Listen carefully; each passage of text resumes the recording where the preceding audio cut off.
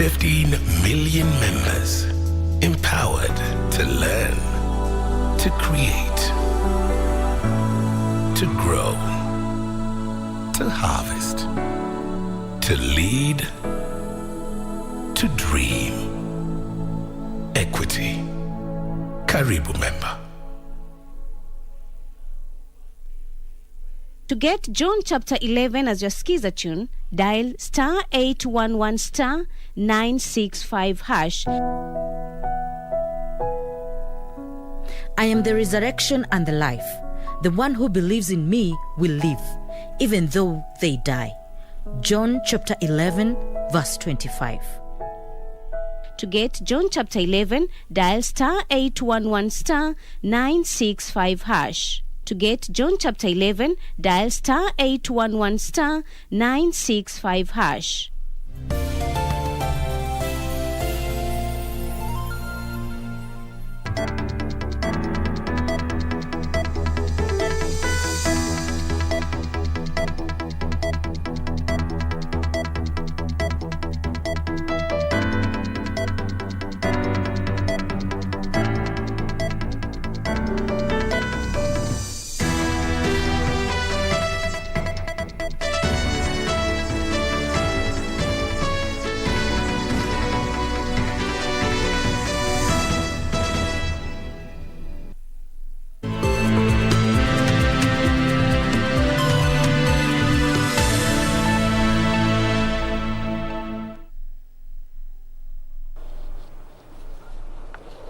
Good afternoon. It is the 22nd of June 2022. This is KBC Lunchtime News.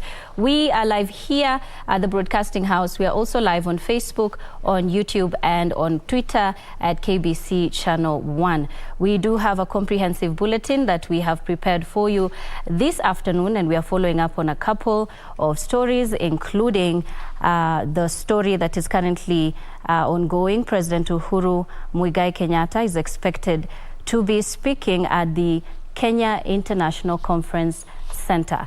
Live pictures there. We have a team on standby that is going to be giving us an update a little bit later in this bulletin. But for now, we begin on the political front, where the Kenya Kwanza Alliance running mate Rigathi Gachagua has promised farmers in Kirinyaga County to lower prices of fertilizer if they win the August election. Speaking during the bottom-up economic forum, in which the county residents identified their priority economic areas, Gachagua assured the residents that Kenya Kwanza manifesto will encompass the views collected from them. Usishinde ukiomba kura tumekuwekea. Kirinyaga County Governor Uhuru hosted the bottom-up economic forum, in which the county residents identified their priority economic areas of focus that they would like captured in the Kenya Kwanza's elections manifesto. Mimi niko tu na swali moja kwa watu wa Kirinyaga. Mnaamini tunashinda ama hatushindi? Kiti ya president tuko nayo ama hatuna? We have several challenges that we are going through as tea farmers. One is the price of fertilizers. Currently, the price of fertilizer is 5,600 shillings per bag. The forum that was presided over by UDA Deputy Presidential nominee Rigathi Gachagua brought together farmers, leaders and participants from various economic sectors in the county. Gachagua promised that the cost of fertilizers will be brought down from the current 6,000 shillings to 2,000 shillings by December 2022 if Deputy President William Ruto is elected the next president. So tunataka tujadiliane leo priorities ya wakaaji wa Kirinyaga iko namna gani. Elsewhere, Azimio la Umoja candidates in Narok County, led by Narok North MP Moitalel Olekenta and Lydian Timama, have called on residents of Ewasonyiro to support Raila Odinga for president. Mimi nahakikishia ile uchumi ambaye tunayamemaliza tutarudishia hiyo uchumi ikuwe vile Narok ilikuwa kwa zamani. Watoto wetu tutawapea kazi. Hawa kina mama wanaumia na jua. Ikinyesha wana shida. Hakuna stima hata kwa sokoni. Meanwhile, Abdia Baraka has been unveiled as the first woman running mate in Wajir gubernatorial contest. Baraka, who had initially declared her interest for the top county job, dropped her ambition and will deputize Dr. Siad Abdullahi. Encourage diversity. We understand the needs of our communities. We shall mobilize enough resources beyond the county allocations to mitigate areas of basic needs for our communities. This is an opportunity for our youth, for our women, to elect two people who are going to provide transformative change in a county that desperately needs it. Gishu Kiwashira, Lunchtime News. Moving on, Kenyan envoy to South Korea, Mwende Mwinzi, says Kenya is better placed to benefit from trade with South Korea owing to the availability of resources in the two nations. Speaking in Nairobi during the launch of cosmetics products made in Korea, Mwinzi urged Kenyans to generate business ideas to ease trade for mutual economic benefits.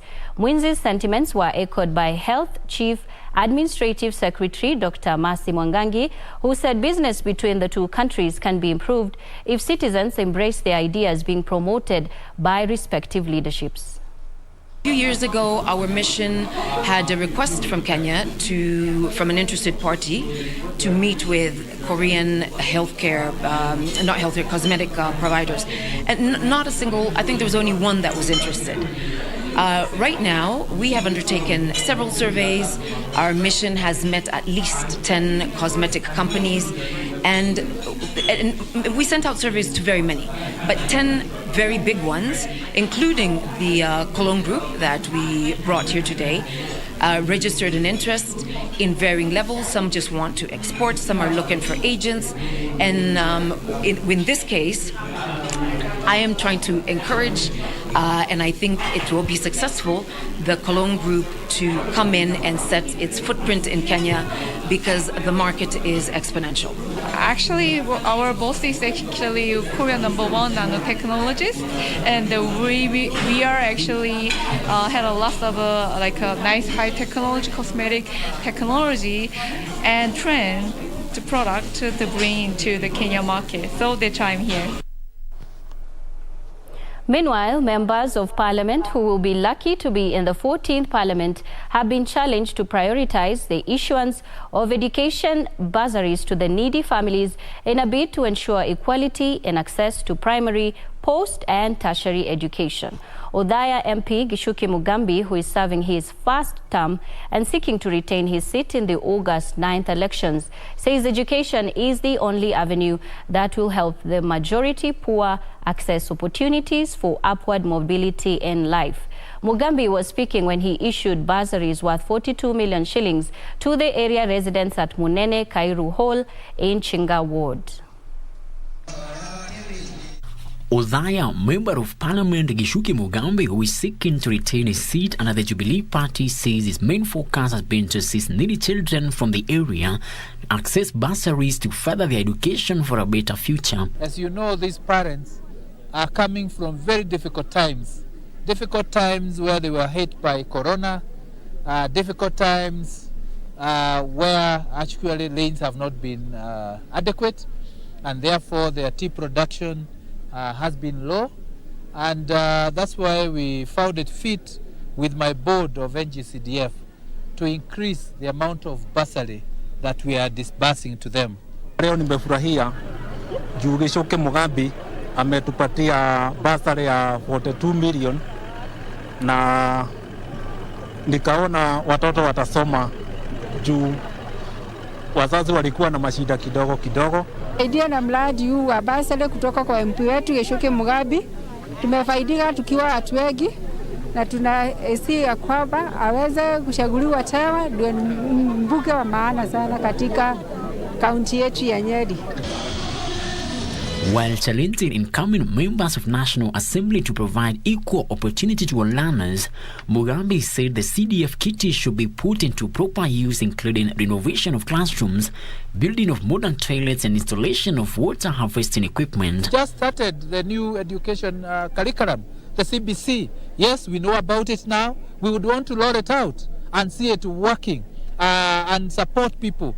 Mugambi, who is a member of both the Education and Budget and Appropriations Committees in Parliament, said he is seeking to follow the footprints of former President the late Mwai Kibaki, who represented Othaya constituency for nearly 4 decades in upholding education standards, while acknowledging that it has not been easy trying to match the late former president. Mugambi says he has tried to ensure equity and prudent use of available resources for the benefit of the locals. Frederick Mwoki for Lunchtime News. The Kenya Nutritionists and Dietitians Institute, Bayero University, Kano of Nigeria, and 6 local universities have signed a memorandum of understanding on collaborations in research and exchange programs. The agreement will benefit students undertaking health sciences courses in the research through a variety of programs. Speaking during the event, the CAS in the Ministry of Education, Sarah Ruto, underscored the role nutrition plays in Kenya's Vision 2030 towards keeping a healthy nation and the Big Four agenda by the government. Within the education sector, we have national research priorities that have been set up and specified under the Ministry of Education. And I'm very glad to note that this particular collaboration actually speaks to the research priorities that have been set up by the Ministry of Education. The CAS noted the importance of the exchange program towards serving specialists who will come back to the country with a wealth of experience as the country grapples with challenges and burdens of malnutrition brought about by diet-related issues. One of the aspects and key competencies in the reform that we have is the competence on citizenship. And we are training students not just to be citizens, good citizens of their own communities, of Kenya, of East Africa, but also global citizens. Sentiments echoed by KNDI CEO Dr. David Okeo and Vice Chancellors of the universities present, who called for a multi-sectoral approach towards broadening the skills for learners. So we have discovered that most of our researches are kept in the shelves, and very few of them have been translated into real policies that can be useful for the country. So this is one of the agenda for this particular collaboration, which will bring in on board the universities within Kenya, together with African Bayero University from Nigeria. We discover we have many areas of common interest, and the collaboration will involve exchange of students and probably later with exchange of faculty members. So it's an important collaboration, and we look forward to improving nutrition and dietetics within our universities and in our country. The first line of medicine in real life is water, and the other one is nutrition. You are what you eat. If you eat well, you become healthy. If you eat badly, you are not healthy. The program is part of the efforts to strengthening the South-South collaboration. Ruth Wamboi for Lunchtime News. All right, we now want to head over to KICC. As I had mentioned earlier, we are going to be seeing live pictures there of His Excellency the President, Honorable Uhuru Kenyatta, who has just arrived, and prayers are going on there. He's there for the issuance of title deeds. Let's listen in. Shine upon us. In Jesus' name, do we pray and believe. Kwa heshima tafadhali sote tuketi. Karibu sana Mheshimiwa Rais, na kwa ruhusa yako kwa sasa nikubalie niweze kumwalika Katibu wa Kudumu katika Wizara ya Ardhi na Mipango ya Miundo Msingi, Daktari Nicholas Muraguri aweze kutuongoza katika ratiba ya leo. Karibu sana daktari.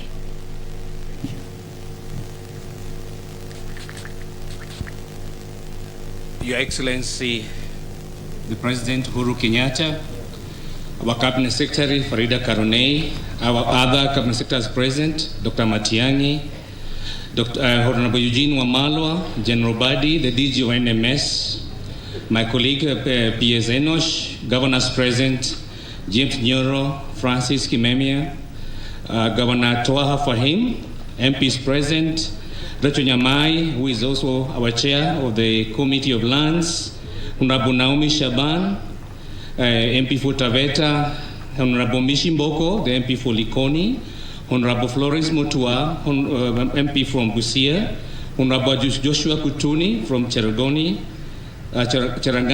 Honorable Joshua Waluke from Sirisia. Welcome. We also have Commissioners, Excellency, our Chair, Honorable Tachi Garishon, Chairman of National Land Commission, Mr. Eliud Kinovia, the Chair of the National Police Commission, Commissioner Galgalo Tiai, Commissioner for National Land Commission, Commissioner Rachel Amolo from the Police Commission. We have also present our MCAs and a lot of Kenyans present today across the country, Excellency, who have come to receive their title deeds. Mwefurahi kupiga rais makofi. Your Excellency, this is a historical day when some Kenyans here will receive title deeds, around 200 of them, as symbolic gesture for them over 1 million Kenyans who receive after this event. Many have a history of 30-40 years waiting, and some of them, the beneficiaries will see, are actually over 100 years. And one of the prayers they were having is that before they go to heaven, they make sure they go with their title deeds. Sivyo? Ni kweli? So, Your Excellency, we are humbled by your support to our ministry. We are humbled by your leadership and the vision you had that you had want every Kenyan who owned a piece of land or property to own a title deed. Later, I'll be coming to read the beneficiaries selected from each of the counties, from each of the schemes, whether it's private, public companies, family land, and also a settlement and additional settlement.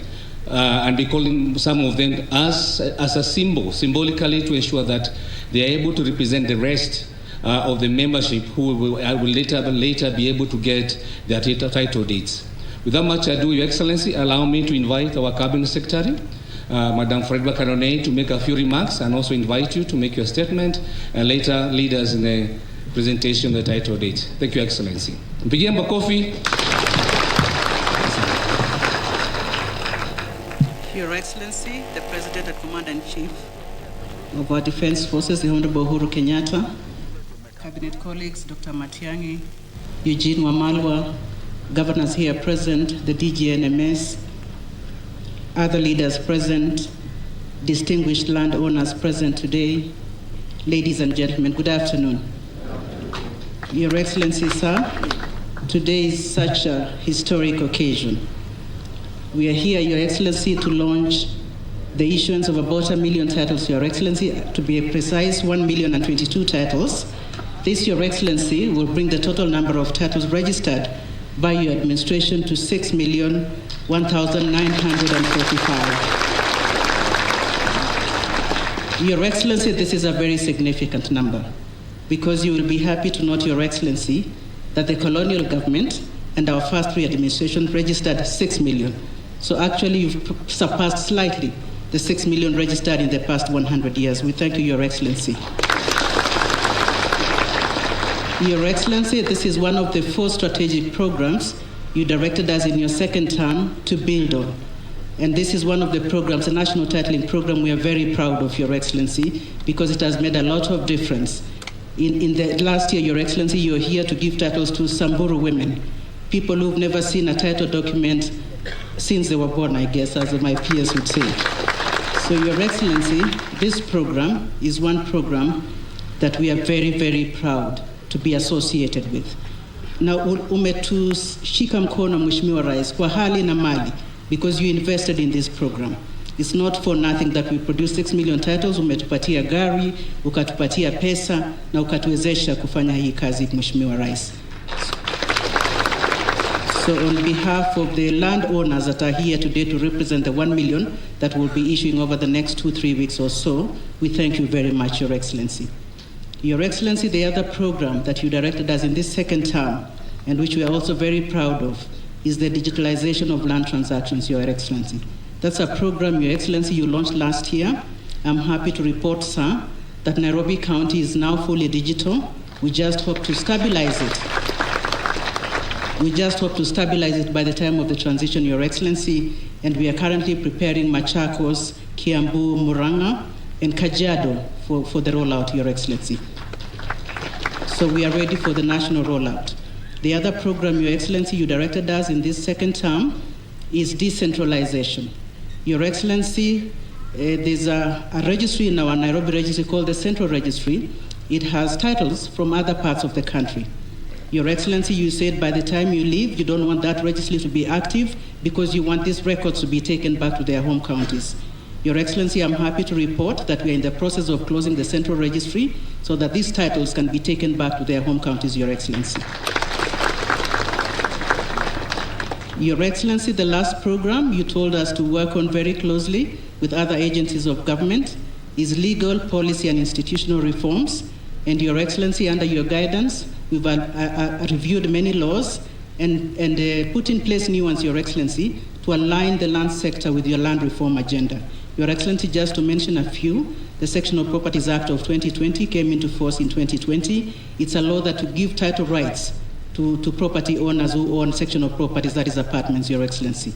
The other law, Your Excellency, that we are very proud to be associated with is the National Land Use and Physical Planning Act of 2019. Under your guidance, Your Excellency, working with Parliament, we did pass the regulations and that law is now in force, Your Excellency.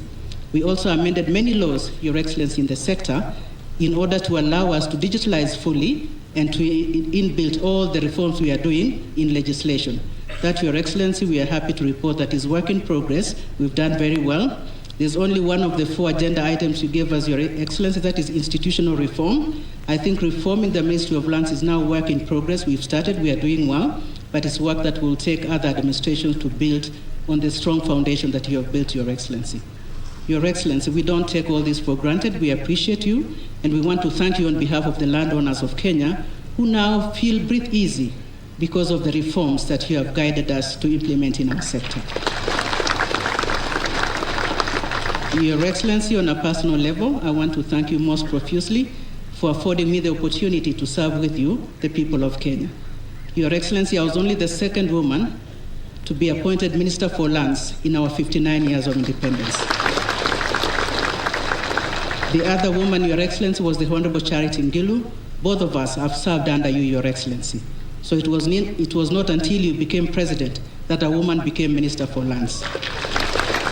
And for that, Your Excellency, we want to thank you very much. We had 2 other women in the sector, the late Maria Melmawis, she served under you as PS, and Dorothy Angote, who served under President Kibaki. So, Your Excellency, we appreciate you because you have invested in the idea of including women to serve our people, and we appreciate you for that. Your Excellency, kwa unyenyekevu utaniruhusu sasa nikualike utuhutubie kisha utuongoze kwa ratiba ya leo. I appreciate it. Thank you, Your Excellency. Asante sana Farida, thank you. Natuketi. Hamjambo wenzangu. Hamjambo tena. Asante sana. So, fellow Kenyans, we gather here today as we pursue our desire to restore the dignity of every Kenyan family. And dignity comes with ownership. So today, we flag off the immediate issuance of approximately 1 million title deeds across our country.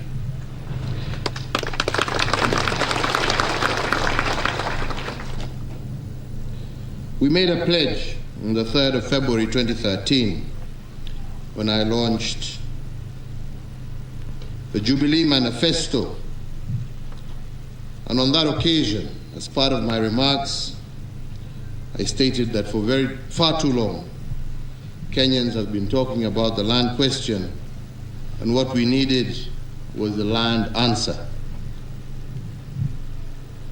To make matters worse, as of 2013, and 60 years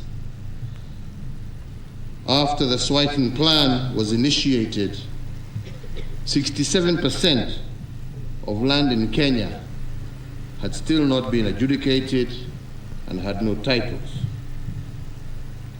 I highlighted that people living on community land suffered disadvantages not suffered by those who are living on their own registered land, as they cannot unlock the commercial value of that land.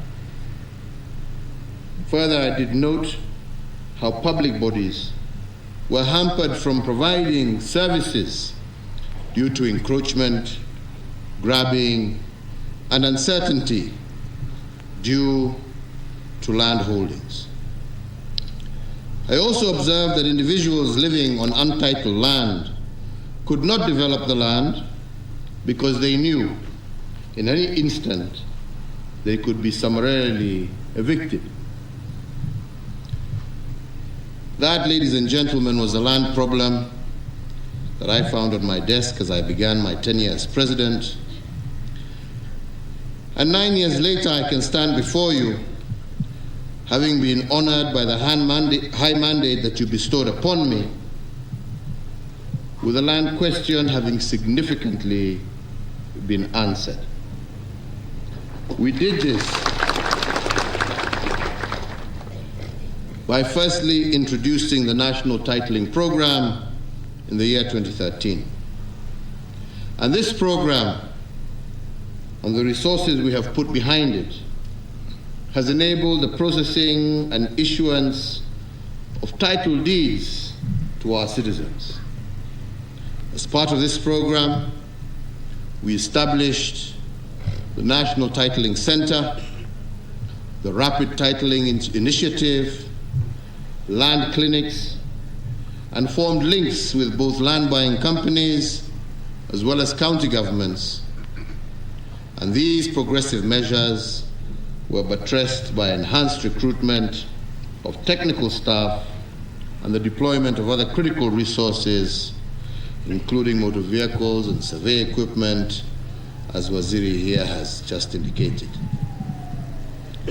And 9 years later, the success achieved is really unbelievably remarkable.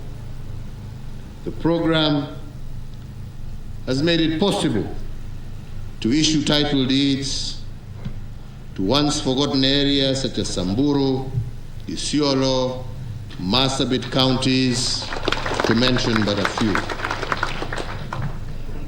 And indeed, I feel very honored to have been the first president who handed over a title deed to the first woman landowner in Marsabit.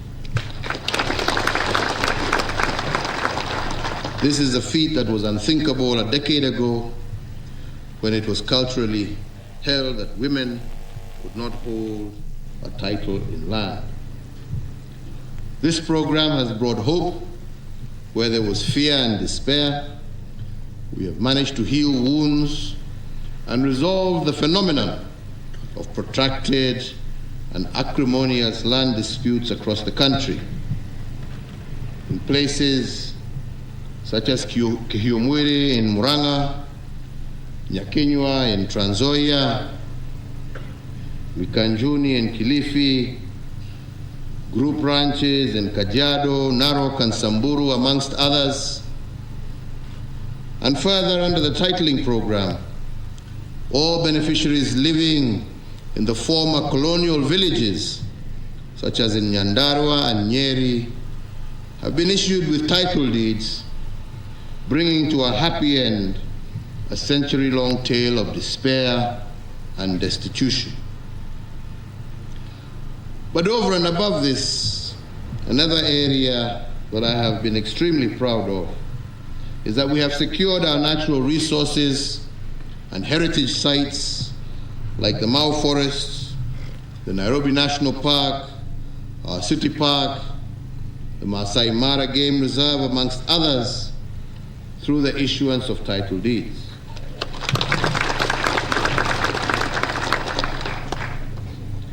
Nine years after we accepted the challenge, we have accomplished what seemed to many to be impossible. From 2013 to date, we have issued over 6 million title deeds, compared in similar number to those issued over the preceding 50 years since independence and the 50 years prior to independence during the colonial government. To ensure that this important agenda was a success, the program had to tap and utilize the mobilization efforts of land buying companies in Nairobi, Nakuru, Trans Nzoia, Kilifi, Mombasa, Machakos, Kajiado, Laikipia counties to assist in the issuance of title deeds to shareholders. This has been through the collaboration with government in surveying, verification of ownership documents, and supporting alternative dispute resolution processes.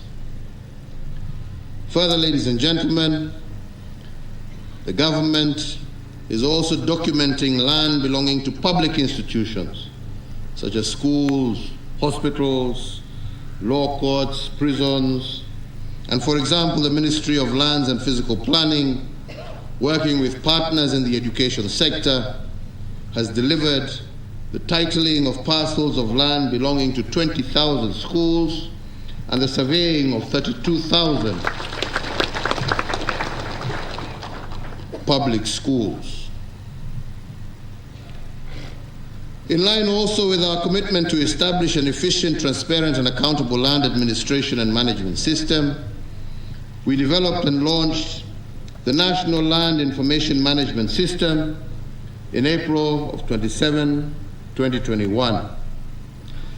This is what is commonly referred to as Ardhi Sasa, which aims to facilitate the electronic transaction of land deals. In the past, all land matters were handled using a manual registry, which unfortunately made the Ministry of Lands a den of corruption, and this led to some truly shocking outcomes. As we have seen, many pieces of land having dual titles, others properties belonging to the public transferred to private hands, and so on and so forth. So as part of our reforms in the land registry, the process of identifying fake title deeds and reversing the endemic fraud that had fraught the ministry was accelerated, and we have also increased efficiency and the speed of land processing, because you will recall that it once, not too many years ago, actually less than 4 years ago, it took a minimum of 6 months to complete a single land transaction. Today, this has been reduced to 48 hours using this system we have in place. Similarly, instead of taking between 1 and 3 months to conduct a land search, the system gives you a land search result in 3 to 5 minutes from the comfort of your home or office. But what I'm most proud about is the fact that all these systems have been developed by our very own young Kenyans who have shown that given an opportunity, they can participate in the transformation of our country, Kenya.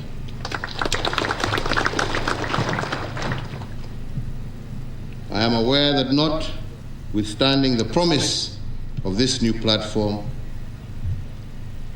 land cartels today are regrouping again to slow the pace of reforms that we are undertaking.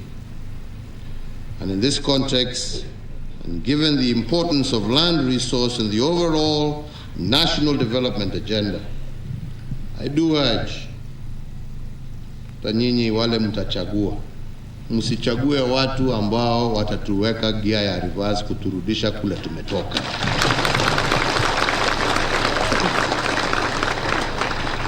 Tunataka wale ambao watasongesha hii agenda na kuhakikisha kwamba kila Mkenya ako na haki yake na mali yake, sio kuturudisha kwa enzi ya wizi na mambo mengine.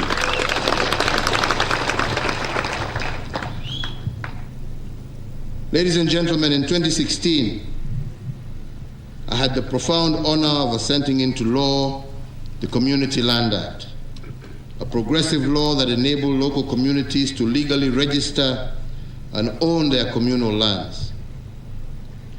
Previously, an estimated 3.5 million Kenyans had been unable to register their communal lands that covered roughly 150,000 square miles, or 67% of Kenya's landmass. Following this progressive legislation, we have been able to issue title deeds to group ranches in Laikipia, Nsamburu, Kajiado, West Pokot, and Taita Taveta, an endeavor that has uplifted over 500,000 people. To support devolved units,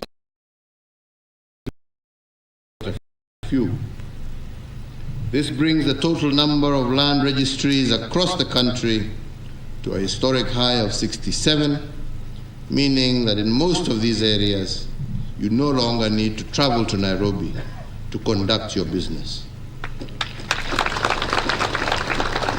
We are further in the process of constructing an additional 10 registries to promote efficient delivery of services in Hola, Kitui, Mbere, Bomet, Olkalau, Naivasha, Nandi, Roiro, Laikipia, and Samburu. The construction of these new registries will go a long way in facilitating the decentralization of ministry services. So today, we are launching and flagging off the issuance of 1 million out of the 6 million title deeds that are ready across the registries in the various counties. And as we launch this National Title Deeds Issuance Program, today I do direct the Cabinet Secretary, Ministry of Lands, working together with her counterpart in the Ministry of Interior and Coordination of National Government, to draw by this Friday a program assigning various Cabinet Secretaries responsibility to travel to each part of the country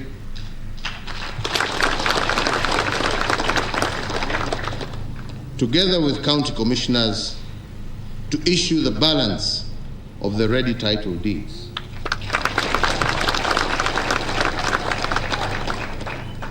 The program, I expect, to be executed expeditiously, and the balance of 1 million titles should be conveyed to their respective holders before sunset on the 8th of July this year.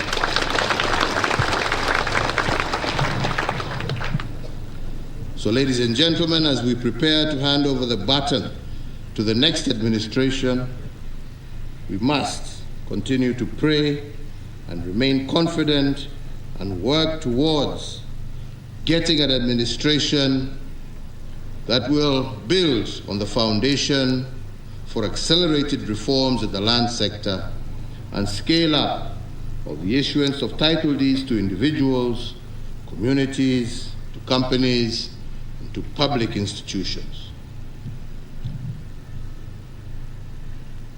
So, ladies and gentlemen, Tunataka tufanye hii kazi kwa sababu tunajua kila mtu akipata haki yake, hiyo ni maendeleo na hiyo ni pesa kwa mfuko ya kila mtu.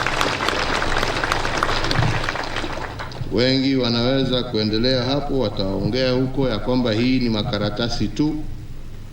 Lakini jameni, nataka kusema kwa hiyo 1,000,000 tunaishu leo, hata ukichukua bei ya mwisho kabisa, tuseme ni shilingi 1,100 karatasi moja, ukienda kwa benki ile unaweza kukopa, kujenga ama kufanya mambo mengine. Ukichukua hiyo bei, ni kusema ya kwamba yale ambaye tumetenda leo ni kuachilia zaidi ya bilioni 100, 100 billion shillings kwa mikono ya wananchi. Na yale ambaye tumefanya kutoka 2013 mpaka wa leo, hata tukichukua hiyo bei, ni zaidi ya bilioni 600, 600 billion Kenya shilling. Na tunajua kuna titles zingine hapo ambazo hata ziko na bei juu zaidi. Kuna wengine hapo tumepatiwa title, ukiona mtu ameenda ni ya milioni 6, mtu amechukua loan ya milioni 5, milioni 2. Na hiyo ndio njia ya kujenga nchi, kwa sababu sasa umesaidia mtu kuwa na kitu ambacho anaweza kukopa na kuinua hali yake, kujenga biashara yake, kukuza shamba yake, ukiwa huogopi ya kwamba kesho utakuja kunyang'anywa. Ama ni namna gani jameni? Ukiwa pia na haki ya kwamba hakuna mtu anaweza kuja arudi tena kukufukuza kwa shamba yako. Na hiyo ndio ya muhimu. Furaha yangu ni kuona kama hawa akina Nyakinywa wa Trans Nzoia, watu ambao wameishi huko hata mbele ya mzungu, lakini kila saa wanaambiwa rudini kwenu. Kwenu ni wapi? Kwenu ni hapo unaishi na uko na cheti yako ya kusema hii ni shamba yangu. Hakuna mtu anaweza kukufukuza. Unarudi wapi? Hapo ambapo upo ndipo kwako. Ama ni namna gani? Tuna wenzetu huko kutoka upande ya Samburu, kutoka upande ya Narok na Kajiado, ambao wanaambiwa hii area hii yote ni yenu, lakini hawana document yoyote ya kuwaonesha. Kesho unasikia mtu amechukua kitu, mtu amechukua fulani, mtu amechukua, inalete vita, inalete shida. Sasa kila mtu atakuwa na cheti chake kusema hapa ni kwangu na uwezi uguze kwangu. Kuna wale ambao wamezoea kuiba misitu, kwa sababu wanaenda, mtu anakata, mwishowe kwa sababu anajua hakuna mtu anafuatilia, unaona misitu yetu yote imeisha. Sasa ukijaribu kukata msitu, title deed itaonesha hii ni area ya msitu. Hawa vijana wameweka katika digital format. Hakuna title ambayo inaweza kuwa issued in gazetted forest land. Ndio tuweze kulinda misitu yetu. Kuna wengine wamezoea kuiba mali ya umma, anaenda anatembea. Kuna wengine na hawakuwa na kazi nyingine, kazi yao ilikuwa kuzunguka, wanaamka asubuhi kuzunguka Nairobi, kuzunguka Mombasa, kuangalia pahali ambapo hakuna mtu, na hii ni ya nani, na hii ni ya nani. Hiyo pia ni enzi zilizopita. Hakuna kitu kama hiyo inaweza kutendeka tena. Hata nyinyi mnaelewa yale ambayo yalikuwa yanaendelea. Sasa jameni, ni nyinyi mjue kila mtu akipata yake, na hiyo tu ndio ombi langu. Shida ya title deed ni moja. Mzee akipata title deed anaona hii ni mali yake, anasahau ako na jamii. Najua lazima tuambiane ukweli. Sasa akipata hiyo, wakiongea hapo anasema mimi naenda kujenga nyumba, anaenda kukopa, lakini badala ya kujenga nyumba kwa bibi na watoto ambao wako nao, pesa ikiingia, akitoka benki, akipitia hapo mtaani kidogo, anakutwa na kengine hapo.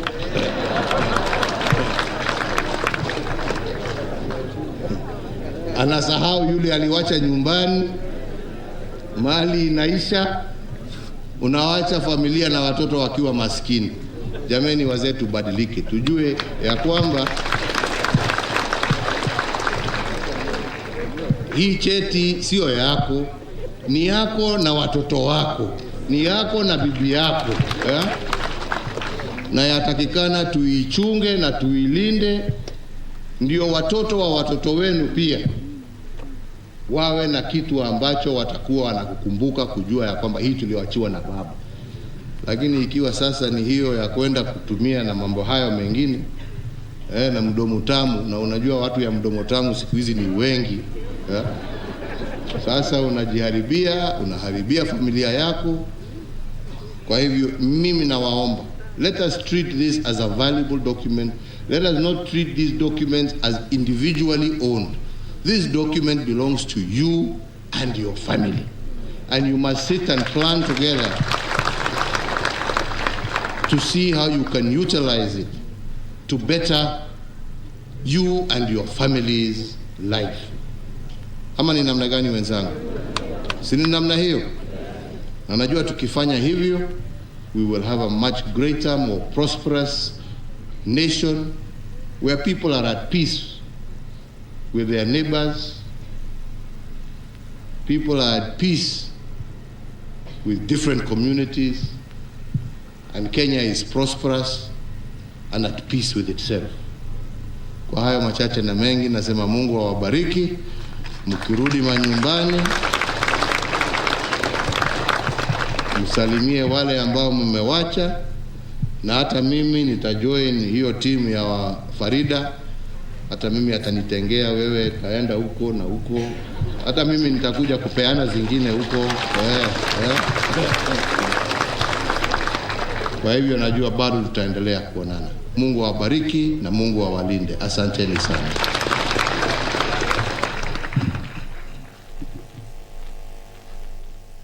Tupigie rais makofi tena. Thank you. It's my honor to request His Excellency to come down. I'll also request members of parliament, CECs who are here, governors, please come and join us so that when His Excellency is presenting, people from your county or region, you'll be able to join in celebration. Tukaeni tafadhali, tukaeni chini. I'll be going to call group by group, moja kwa moja, and we are going to start with Mombasa, an area called Shikaadabu. Mheshimiwa Mishi Mboko, tafadhali kuja.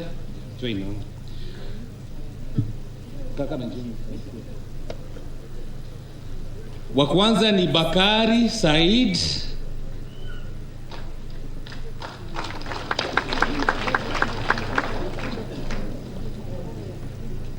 Wa pili ni Fatuma Yusuf Juma. Wa tatu ni Mohamed Barak Mwarumo. Afuatwe na Soro Mombo Mavuche. Nafuatwe ni Swalehe Omar Mwachaki. Asante. Grupu ya pili ni kutoka Kwale Kinango. Mtu wa kwanza ni Vitalis.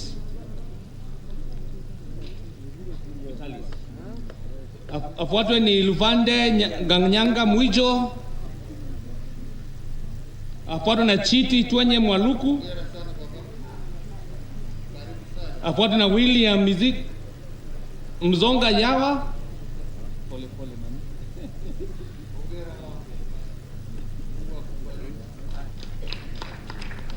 William. Afuatwe na Steven Gemu Mwangulu. Steven. Tunaenda pande ya Lamu. Title kutoka kule Vumbe na Mpeketoni. I want to invite the governor, Lamu, the chairman of Police Commission, the CEC, Captain, karibuni, viongozi wote. Asanti. Wa kwanza ni Abud Omar Ibrahim.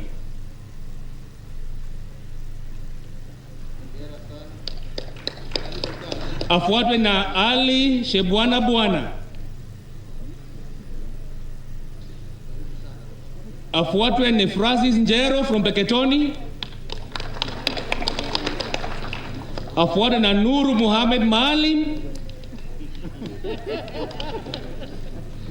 Afuatwe Scholastica Nambuki. Thank you, Excellency.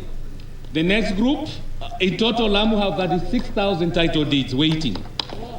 Taita Kishushe Criticals. I would like to ask Honorable Naomi Shaban. Naomi Shaban, ukaribie.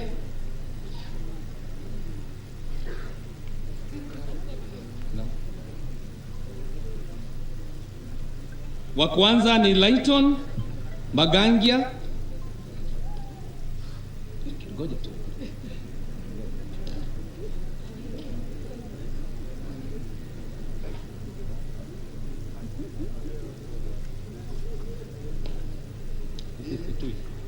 Taveta. Yes. Lighton. Afuatwe na Steven Mwamela Mwanyama.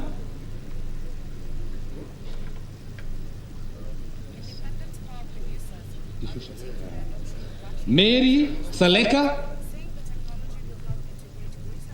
Timotheo Kiwanda. Elia Babu Tokiti.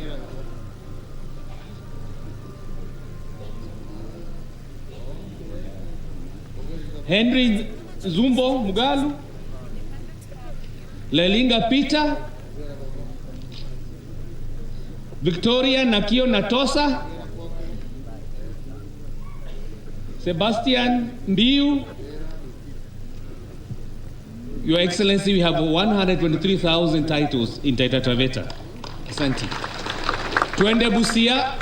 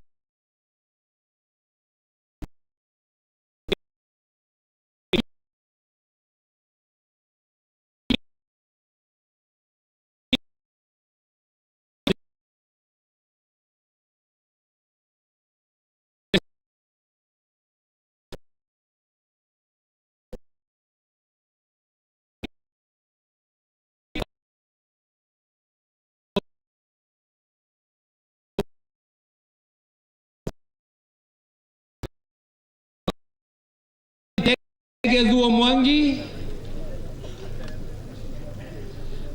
George Gachagua, Hannah Njeri Ndung'u,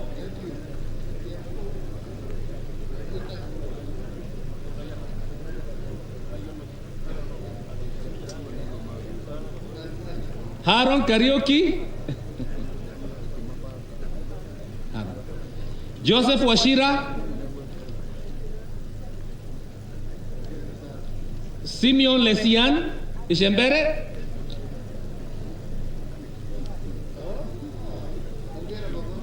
Lemisan Lepesi, Peter Lokini,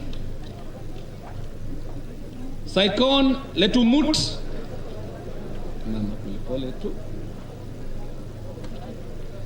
wow, tupige rais makofi.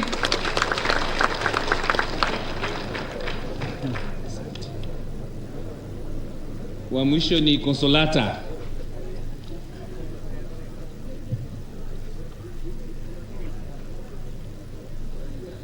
Get somebody to help Mami up.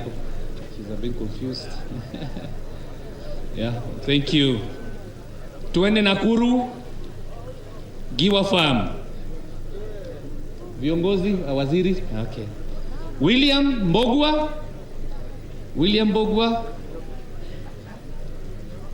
It's confused a bit. Bernard. Mary Modoni. Inaitwa Giwa Farm. David Wawero. Mike Kongogi. Yeah. In Nakuru, we have 230,000 titles waiting. Makofi, Kajiado Birikani, Zikai Shararara Sunte, Kajiado Birikani, Kin Ole Raparian, Isaiah Seneti Mwato, Join Oputo Luyana, Rilalei Ene Museka. Asante mama. David Lankoi, William King, Nimbapato Ole Selengagea,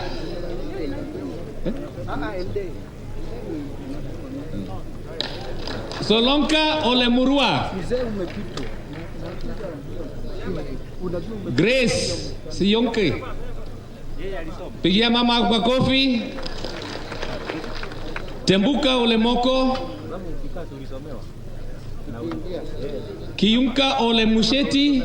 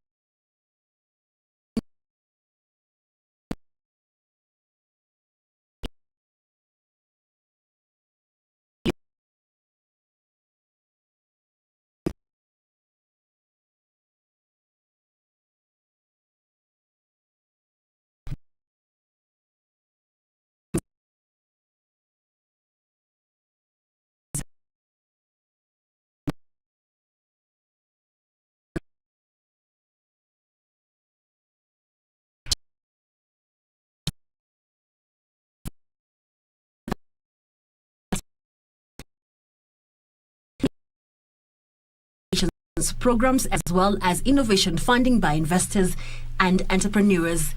Despite this, Africa's startups receive just 1% of global venture funding, which could be corrected by governments relaxing regulations and investing in digital skills. ICT Chief Administrative Secretary said the government is, among others, equipping more than 2 million young Kenyans with the necessary digital skills to help startups go to the next level. And as the government, we recognize that the youth of the country are very innovative, they are very creative, and they take up tech very well in what they do, whatever they do. So as a government, we aim to create an enabling environment for the uptake of ICTs and, for the utilization of tech in various sectors. And we even have tech and ICT creating job opportunities for these young people. Caroline Jenga for Lunchtime News.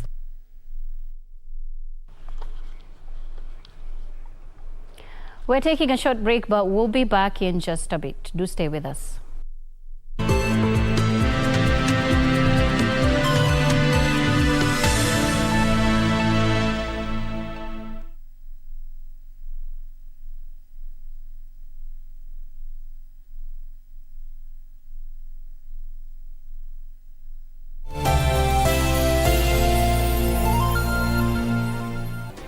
Do you have a news story to share with KBC? Get in touch swiftly on email news@kbc.co.ke or call 0723 892 654 or 0734 780 124.